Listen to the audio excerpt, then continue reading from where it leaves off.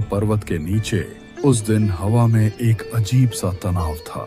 सुग्रीव और प्रभु राम ने मिलकर फैसला ले लिया था कि सुग्रीव को उसका राज्य दोबारा मिलेगा और उसके साथ हुए अन्याय के लिए युद्ध भी होगा। पर इस युद्ध के पीछे एक कहानी थी, बाली की कहानी। बाली किष्किंधा का राजा था, वीर, शक्तिशाली और अपराजित।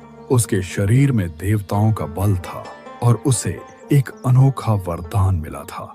एक दिन देवराज इंद्र स्वयं प्रकट हुए थे बाली के सामने। उन्होंने बाली के तप और वीरता से प्रसन्न होकर कहा था, बाली, मैं तुम्हें वर देता हूँ। जो भी शत्रु युद्ध में तुम्हारे सामने से प्रहार करेगा, उसका आधा बल तुझ में समा जाएगा। और बस उस दिन से बाली अमर सा हो गया। उसका एक मुक्का भी किसी पहाड़ को तोड़ सकता था। इस वरदान ने उसे अत्यंत अहंकारी बना दिया। सुग्रीव, जो उसका छोटा भाई था, उसके साथ मिलकर राज्य चलाता था। दोनों भाइयों के बीच प्रेम था, एकता थी। पर एक दिन सब बदल गया। एक राक्षस मायावी किष्किंधा के द्वार पर आया। उसने सुग्रीव को ललकारा। बाली ने अपना धनुष उठाया और कहा, सुग्रीव, ये राक्षस मेरा शत्रु है। तुम यहाँ रुको, मैं इसका अंत करके आता हूँ।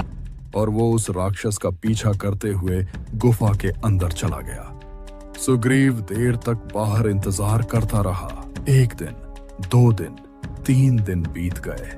गुफा से केवल खून बहकर बाहर निकला। सुग्रीव ने सोचा, उसका बड़ा भाई बाली मर गया है। उसने पत्थर लगाकर गुफा बंद कर दी और दुख में किष्किंधा लौट गया।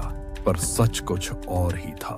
बाली ने उस राक्षस को मार दिया था, पर जब वापस आया, उसने देखा उसका भाई सुग्रीव गद्दी पर बैठा है। उसका खून खौल उठा। उसने बिना कुछ सोचे समझे सुग्रीव को राज्य से निकाल दिया और उसकी पत्नी रूमा को बंदी बना लिया। तब से सुग्रीव वन में भटकता रहा, भूखा, प्यासा, अपमानित, और बाली अपने वरदान के अहंकार में खो गया।